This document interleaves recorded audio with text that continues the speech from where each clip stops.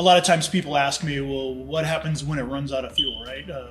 Well, let me ask you, what happens when your diesel generator runs out of fuel? It's a pretty big deal, right? I mean, getting fuel in the fuel filters and getting it primed and getting the system to start again, it's kind of a pain in the neck.